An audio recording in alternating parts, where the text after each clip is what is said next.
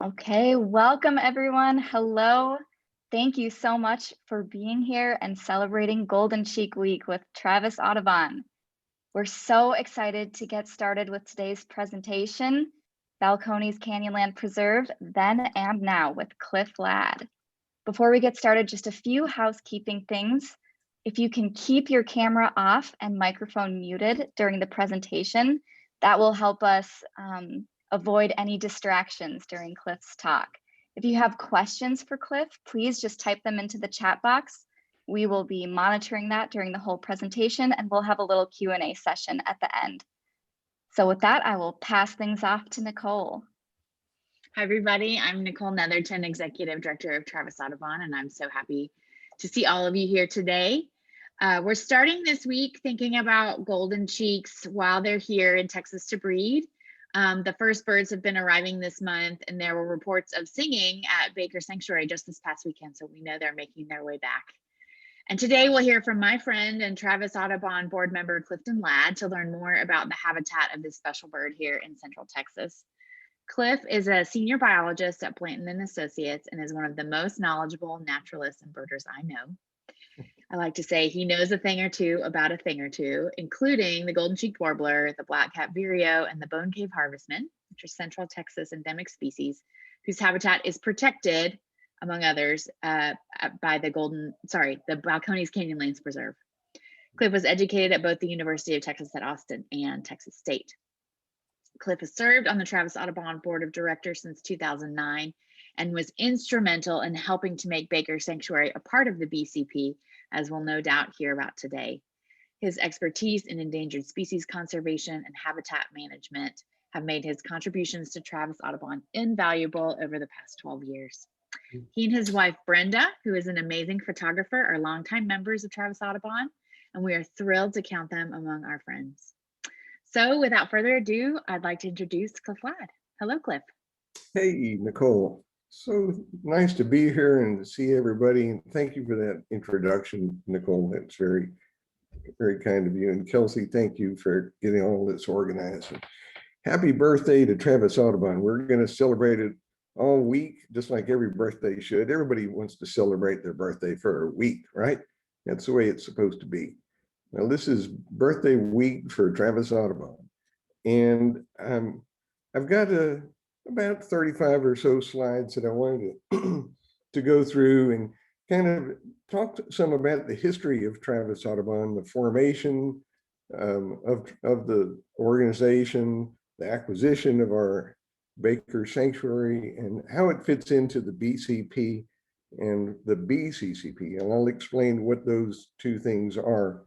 And just kind of bring y'all up to date on some of what we do out there and why. And then hopefully you'll be able to catch Chris Murray when he gives his talk later in the week. I think his is on Thursday, if I'm not mistaken. So I'm going to switch over to my presentation and go from there. So, all right, you should see the start of my presentation coming up, and we'll just go right from the beginning. Talking about Travis Audubon and the Balcones Canyonlands Preserve. And just kind of in a nutshell, just what are the things I wanted to go over. The founding, we started in 1952, 69 years ago now. One of the first things we did was to acquire our sanctuary, which originally was 94 acres. But then we expanded it through a very generous, large gift, over 500 acres from the Bakers. And there were some other acquisitions that came along over time. But then the Habitat Conservation Plan that got started in the 1980s and finished in the 90s, approved in 1996. Then we constructed the Jackie Arnold Education Center in the early 2000s, 2007. And then the last two things are Travis Audubon's conservation easement and management agreement that we signed with Travis County in 2015, and the facilities that we built since then. So these are the first minutes that I could find, and they say they were the minutes of March 18th, but you know, so it's a good enough reason to celebrate a week. But 1952, when it all started. And by the late 1950s, Travis Audubon had become very serious about looking for a place to buy for a sanctuary. A lot of people who were involved in this, J. Frank Dobie was a member, and his wife, Fred Webster. There were a number of people who were helping try to find the sanctuary, and looking as far away as West Cave, even Wimberley. But in 1966, Stuart Harris found an ad for 94 acres, secluded and thickly wooded, high elevation on two sides and a valley between. $185 per acre. That's a lot of money. We did a lot of fundraising to get the money. That was a little over $17,000 to buy it. So, but we pulled it off. And I want to just show you with this map, because this right here is the original 94 acres up in the northern part of the sanctuary. If you go out there now and you park on the north side of the road and take the trail up, you go up into this canyon, that's the original 94 acres. I'm kind of jumping ahead because I wanted to show you this graphic. The gift from Shell and Lena Baker was about 518 acres in 1972. And then in the mid 80s, this Goldson property became part of the sanctuary, along with this approximately 20 acres. One thing this map doesn't show is the Friedrichsen tract right up here. So altogether, it's 715 acres. But what did it look like? In 1964, this is how it looked. There was no subdivision development around it. This is Lime Creek Road that runs through the middle of the sanctuary. And I forget what trail this is right up here. It's the way we can get up to the northern end, on the Friedrichsen parcel. But in 1964, the whole sanctuary was very thickly wooded. Even though this section right here is the part that we originally acquired at 90 acres or 94 acres. By 1996, which is significant because that's the year the Balcones Canyonlands Conservation Plan was approved, it still looks pretty much like that. There's some construction going on. This is a water line built for the city of Cedar Park, but otherwise there's not a whole lot of change that's happened. But since 1996, this is the most recent aerial photo, 2019. You can see we have a lot of subdivisions now on our southeast side. A lot of the rest of this is preserve land, either owned by the city of Austin or now Travis County owns a lot of everything, pretty much everything that you see that's undeveloped surrounding Baker is part of the Balcones Canyonlands Preserve, which I'll talk about in a little bit. But before the Balcones Canyonlands Preserve got started, there was a lot of concern about endangered species in the Austin area. And Travis Audubon was the organization that got a lot of that going when we petitioned the U.S. Fish and Wildlife Service to list several rare karst invertebrates that were only known in a few caves up on the Jollyville Plateau. Thank you to Patrick Cardigan for doing this. He was instrumental in doing it. And that petition was approved. Those species were listed. In 1988, people were getting more concerned about the black-capped vireo and the golden-cheeked warbler.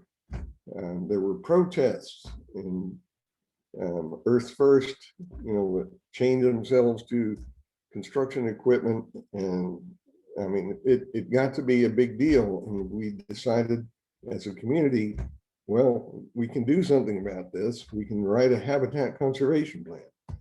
So that's what got us started. These are some of our Audubon members. The guy here is Dave Leiter. He used to be sanctuary manager at Baker. Paul Kyle and his wife Georgianne are the stewards of our Keturah Canyon Preserve. And here they're mist netting for black-capped vireos, and this picture was on the front page of the paper. Now,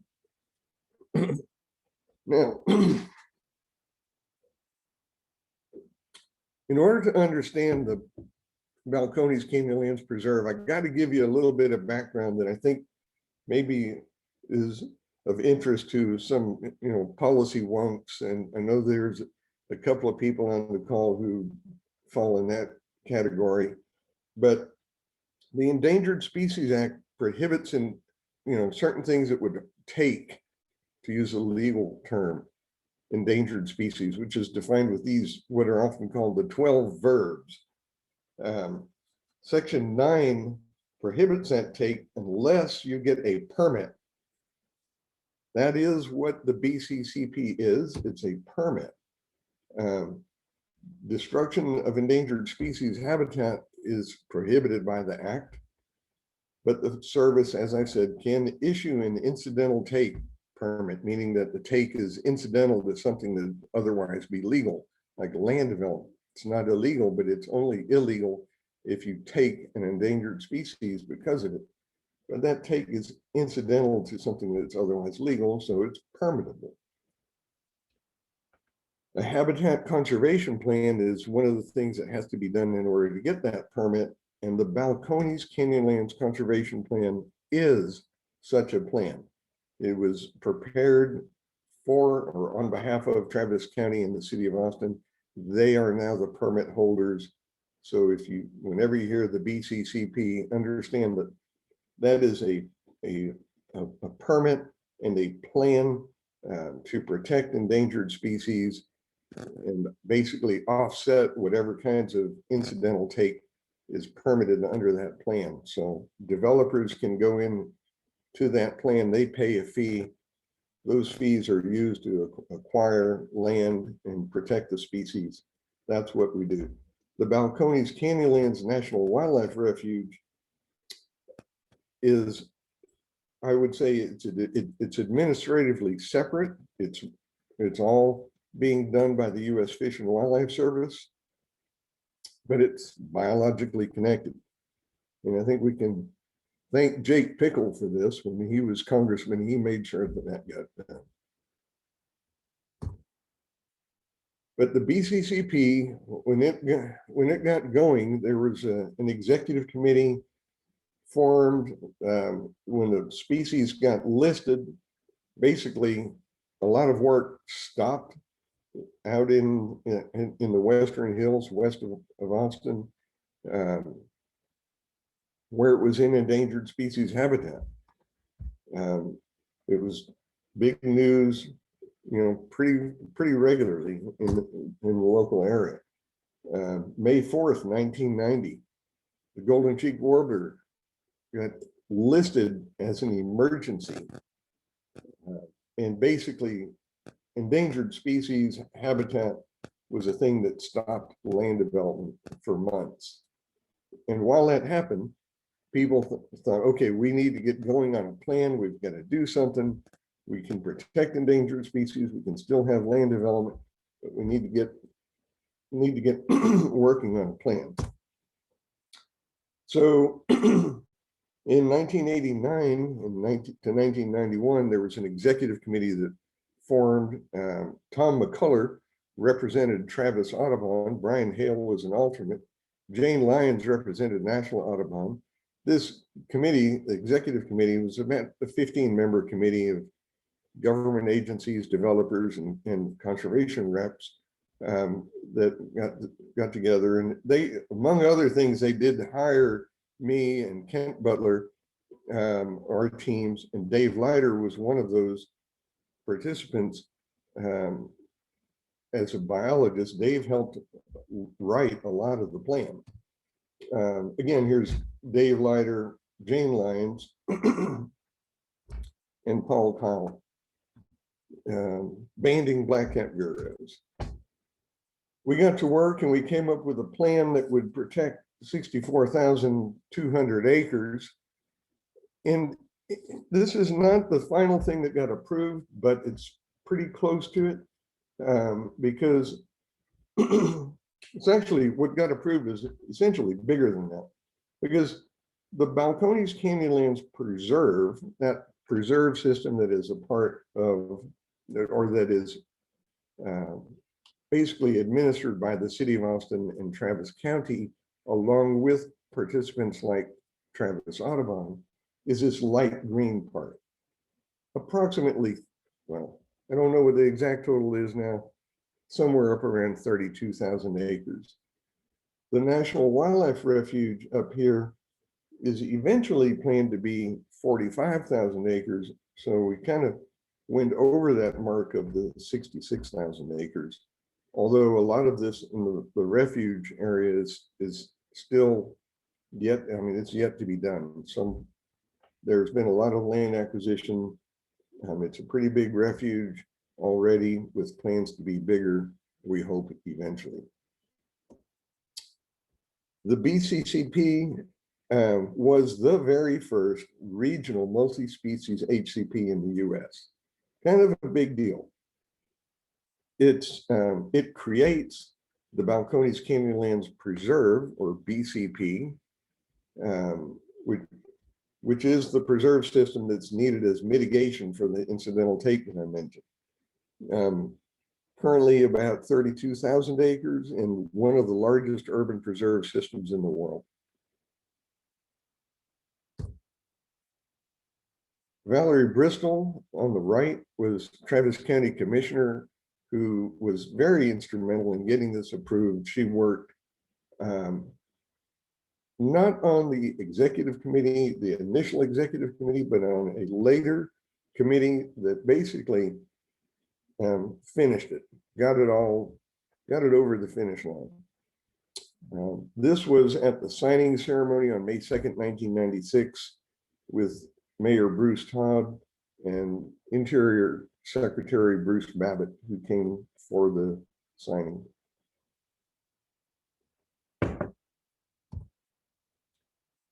May 3rd, 1996, big news that it was approved and now we're ready to go. So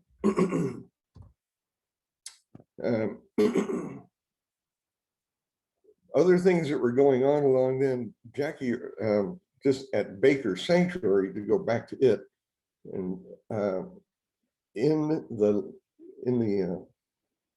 early 2000s, I guess it was, we built the Jackie Arnold Education Center out at Baker, but Baker was still just unofficially a part of the BCP.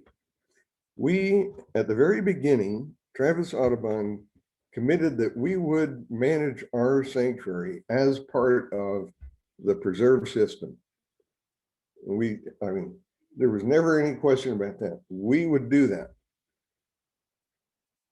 It was an informal arrangement for years. But we needed, well, let me back up just a little bit. Baker Sanctuary, since we bought it in the early 60s, it established the first wildlife preserve anywhere in the world specifically for golden cheek warblers at 94 acres. It's now expanded to approximately 715 acres, all managed for the golden cheek warbler and compatible educational use. And as I said, we agreed at the very beginning that we would include Baker Sanctuary as part of the preserve system, but we never had any formal commitment. for that. Now, if you think about it, because this is a permit and the plan, the BCP plan, BCCP plan, obligates the permit holders to do certain things, the city and county could not really count Baker Sanctuary as part of the mitigation without a formal agreement. And Travis Audubon, likewise, we couldn't really commit to preserving that land in perpetuity. Landowner, I mean, you know, what if we got sued somehow? This has happened to conservation groups before, and that was an asset. We could have lost it somehow. There are just different ways that different things that made it impossible for us to actually make a formal commitment to preserve it in perpetuity.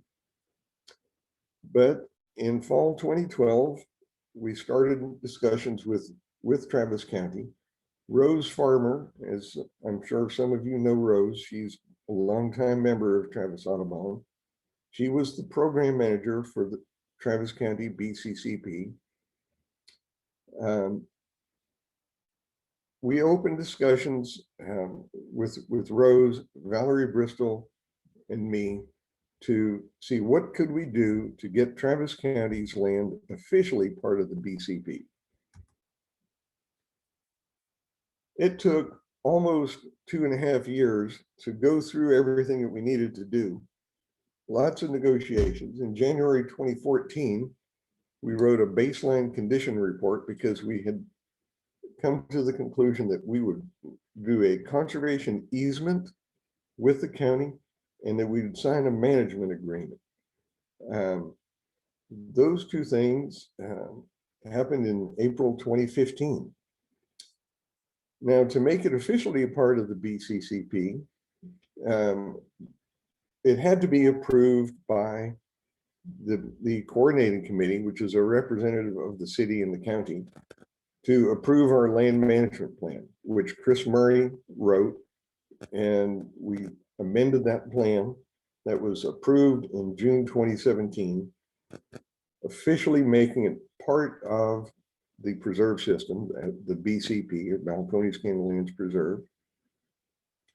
And it simultaneously gave us permit coverage too, because under the BCCP, any preserved lands are, the activities within those preserves are covered for endangered species protection if they're done in accordance with the land management plan.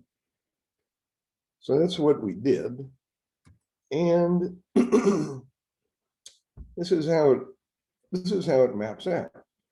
What the conservation easement with the county covers everything outside of this red box right here, which is about 43 acres. Everything else is covered by a conservation easement with Travis County, which means that they now own the development rights. Travis Audubon, we don't have anything there that we could sell that would be of interest to any developer. Not like we ever wanted to do that, but this makes it official. Travis County actually holds those development rights, and it's part of the preserve system. Our management plan covers the entire tract, including the red box, which is where we have made our various improvements. And if you go to there to visit, you know, that's where you'll start out.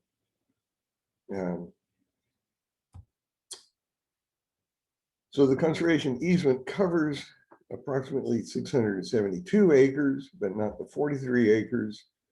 It's all designated as part of the BCP. And we have agreed to manage the entire sanctuary under the terms and conditions of the BCCP. So it's all official. When we did this, we sold that conservation easement to Travis County. And with the proceeds for that, we set up a management endowment so that we would always have the money to do what we need to manage the property. It's managed in accordance with the Uniform Prudent Management of Institutional Funds, Chapter 163 of the Texas Property Code. that as that account grows in value, we use a portion of the growth to manage what we need to, or to fund the management of it, including salaries and whatever work we need to do. Basically, that helps us as an organization by paying what had been approximately 1/6 of our annual budget, about 2 months. We also then used a portion of the funds to pay for the new residence, a shop, improvements to the Jackie Arnold Center, restoration of the Baker cabin, the bunkhouse, and a couple of other things. That all got started in 2017.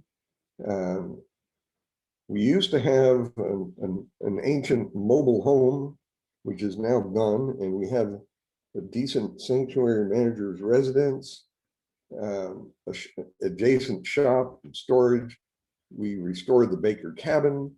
We restored the old bunkhouse, and everything is on solar power and rainwater collection. And then there was other things that had to go along with that: gate and driveway, wastewater disposal system, etc. With the bunkhouse, this the old bunkhouse. This is on the south side of Lime Creek Road. It's at the trailhead that's on the south side. This was an old, I mean, this was really falling down. It was dangerous, but it's all been rebuilt. It's useful now, although we haven't really put it to use yet. There's some ideas kicking around for things that we might do. But this bunkhouse was a place that evidently, you know, the quarry workers that used to work on the property, it was part of this years and years ago. There was a small quarry. And so this was a, you know, cedar choppers, quarry workers shack, but a lot in better shape now. Baker cabin. Thank you, Jill and Lena Baker, for donating the 500 acres that they did. We have restored their cabin, trying to keep it as close to we could as the original. It's in great shape now, and it's used a little bit, but you know, this is on the north side of the road. If you go to that trailhead, you'll see the cabin. Now, if you do get to go out there, well, you have to be a member, or you can be the guest of a member. If you're not a member, we'd love to have you. You can go to our website and sign up. But this is the trail system. We have over 7 miles of trails and almost 3 miles of roads. The trailheads, let's see, right up here is by Baker Cabin. Over here on the south side is the bunkhouse. But that's what you get if you're a member. So hope you'll want to sign up if you haven't already. And I think that is my last slide. Yep. All right, how do I stop sharing my screen? Stop share. There. Thank you. I can. We do have some. Go ahead, Cliff.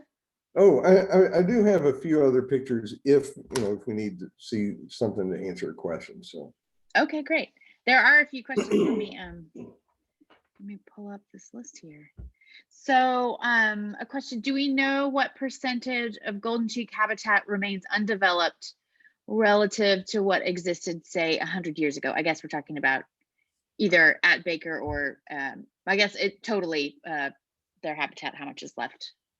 Yeah, so I don't know those numbers off the top of my head, but we can do estimates, and the easiest way to do that, and without getting too much into the details, is using the National Land Cover data set from the USGS that every 10 years and actually, I think now they're doing it every 5 years. They estimate percent canopy cover range wide, and that would give us some very useful estimates. In Travis County, I don't know what the answer would be. I mean, it is possible to get that answer, and it would be something that we just have to do on a case-by-case basis. Or I guess it could be done range-wide. Okay. I don't know if that really answered the question. Maybe they were looking for something more than that. Do you have a hunch based on, how much things have developed in the hill country and in Central Texas over the past 100 years? Like, would you imagine it's half as much as it was, or? I think it's actually more than that. I think we're really holding pretty steady. And I have worked on properties where one in particular that I'm thinking of that was over 20,000 acres that we did golden cheek warbler studies and black-cap vireo studies on this property, and it's in Burnett County, that we looked at historical aerial imagery, like I showed here, over the decades, and we could see areas that were pretty thick cedar in the earliest aerial photos, and then cleared about a decade later, then regrew, cleared again, and regrew. And when we went back, there were golden cheek warblers there. So the point of that is that this habitat isn't really lost forever. I mean, the best habitat is the really old growth cedar, like what we have at Baker, a lot of Baker. I mean, if you look back at those early aerial photos that I showed from 1950 or 52, yeah, that's never been cut. We have, looking at our aerial photos, it doesn't look like it's ever been cut unless sometime before 1952, the earliest aerial photo, which kind of surprises me because it's so close to Austin, and cedar choppers, were out there everywhere, but and there were some cedars cut out there. Don't get me wrong. I mean, there's been a lot of cutting on cedar. I'm sure that Shell Baker and people who lived out there before him just, they needed wood, they'd go cut some down, and Shell and Lena pretty much lived that way. They, their water was on, came from the well, and they didn't, a lot of that time didn't have electricity. So they were kind of cedar choppers themselves. But that land has remained golden cheek warbler as long as we can tell. So yeah, well, that's heartening to imagine that. Yeah, it's stable, more or less. Yeah. There's a question: is there evidence that Baker might be home to any of the protected karst invertebrates? Do we know? Well, it could be. We have done limited karst surveys. We know of some karst features out there. Chris probably knows right where they all are. I've got some of them mapped, and I've been in a couple of them. They're really not very big, but karst features around in this area are usually not very big. Ours seem to be even a little bit smaller. It wouldn't surprise me at all to have some of them here. And we do have Jollyville Plateau salamanders in a couple of locations. Oh, cool. Yeah, that's super cool. Yeah. A couple questions about the outbuildings. Was the bunkhouse originally built by the Civilian Conservation Corps? No, not. We don't think so. No, we don't have. So we don't really know who did it. Okay. Okay. And then were any of the restored buildings historic or historically important? Well, they are not designated as historic. The cemetery where Chell and Lena and a couple of other people are buried is a designated historic cemetery. The bunkhouse, I mean, it maybe could be, although when we well, we basically had to rebuild it because the back wall had fallen down. So it's, I don't know if it would be eligible. Mhm. It maybe is. The Baker cabin is, you know, we could probably work to get that designated as a national historic landmark. Yeah. I mean, since it's not in the city of Austin, it wouldn't go through the city process. But it's definitely a historic building. Right. I have a question. Do you have, can you imagine what the BCP looks like in the future? Like what its challenges may be, what it's, you know, what it has in front of it? Is it Yeah. around forever? Is it something that we need to be talking more about? Is it something that we need to be sure gets protected, its status?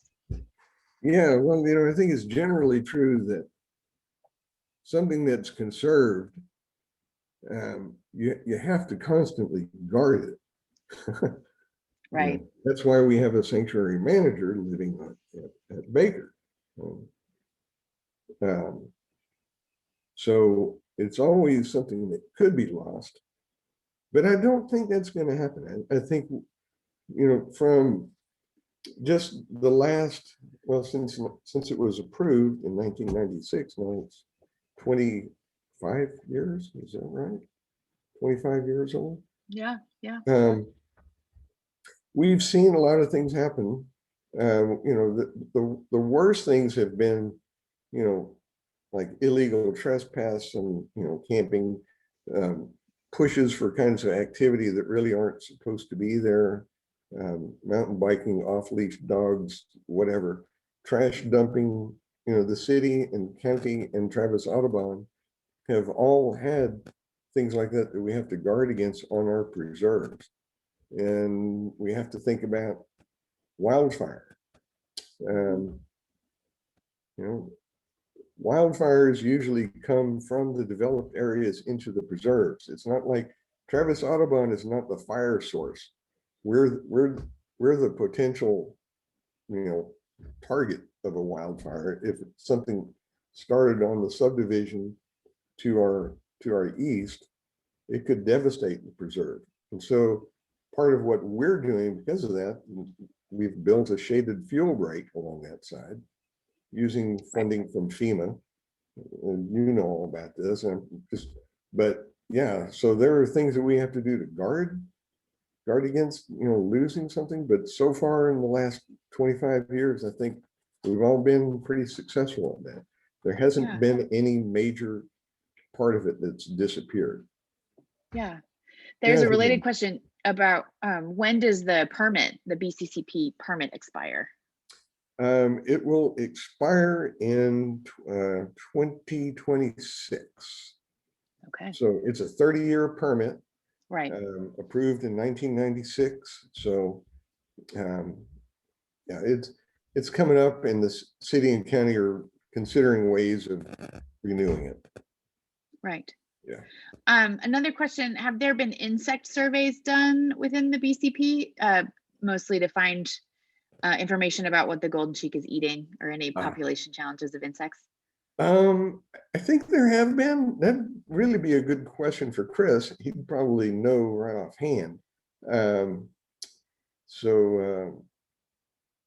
I know that there have been some people out there looking at that. I don't have any of those results or anything. So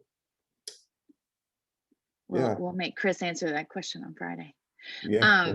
There's a couple of questions that I think I can probably answer if you don't want to. There's a question about is Baker accessible to wheelchairs? And the answer is no. It is possible to get to the Jackie Arnold pavilion in a wheelchair, but none of the trails are accessible right now. But that's a big thing that we are focused on, is the accessibility at our sanctuaries right now. Yeah. Does TAS hold functions there? In normal times, we do. Yeah. So thankfully, we just went back in stage 3, so I'm hopeful that we'll be able to start having some field trips and folks at all of our sanctuaries doing things in person. It'll be great. Yeah. And then I think the answer is no, but Cliff, you can tell me. Is there a bird checklist that's specific to Baker Sanctuary beyond our just general Travis County checklist? No, we don't have anything like that unless Chris has been working on one but no. Yeah. We do have one for Travis County, which is useful, especially for beginning birders. I always recommend it. That's available in our store. Yes. Yeah. It's fabulous. I think we have made it through. Let me just double check. Made it through all of our questions. And you got a lot of nice comments in the chat as well about your commitment to native species and habitat management and how passionate you are. And that's certainly been my experience working with you, as you are informed and really care about this stuff. So I appreciate you. Fun. Yep. Yeah. Get to work with a lot of interesting people doing it too. So everybody who's been on this call today, I hope to meet you out there sometime, whenever we can. Yes.